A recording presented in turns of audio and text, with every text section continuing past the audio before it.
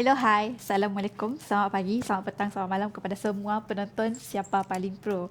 So, minggu tu kami dua ada benda nak pada. Yang Siapa Paling Pro tu, buat masa tu kami orang sip meneruskan dahulu. Sebab macam kita orang Nangga, seorang hilang kan. Saya dah seorang kan. Sebab kawan kita yang boleh dikatakan sekarang tu tengah menerima musibah. Yes, ni musibah. Maknya sakit. Kami orang dapat tahu benda tu pun baru-baru tu juga, sebab maknya pun baru didiagnos dapat kanser yang pun dah stage 4. So di situ kami nak adalah even dengan rasa macam berat hati, walaupun sebab kami perasan segmen Siapa Paling Pro tu sebenarnya dah mendapat perhatian orang dah. Especially dekat platform Sigit Nun, viewer pun dah banyak. Dekat YouTube pun viewer dah makin banyak juga. Tapi siapalah kita kan, kita hanya mampu merancang, Tuhan yang menentukan. So bilanya dapat musibah macam tu, kamu orang plan macam nya no one can replace nya, betul sih? Betul. Saya orang dapat. Saya orang dapat replace nya sebab chemistry kami tiga lain.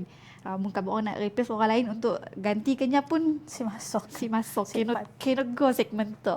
So yang ada dengan kami beri ruang untuknya fokus on proses recovery untuk maknya dulu, buat chemo and everything. Then whenever yang ready, kita akan continue balik segmen Siapa Paling Pro tu. Okay, Lin, apa ucapan tak untuk? Ucapan untuk Sophia. Yes. Stay strong Sophia. Kami orang sayang kita. Yes. Tak ada ujian kita. Betul. Sebab tedah tengoknya. Kan, sebab kamu orang toknya seorang yang ceria bah. Betul. You're very ceria. Jenis yang macam sikit bingung sebabnya tu jadi susah meluah perasaan. Kamu orang sentiasa nanya you okay?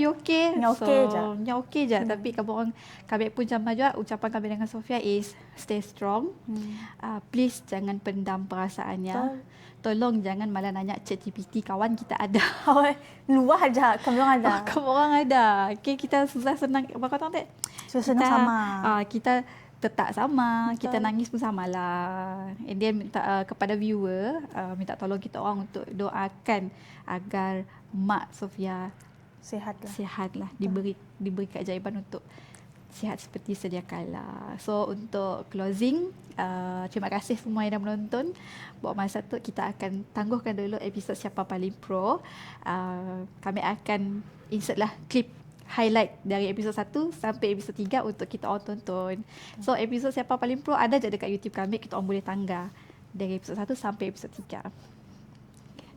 Okay, bye-bye. Bye.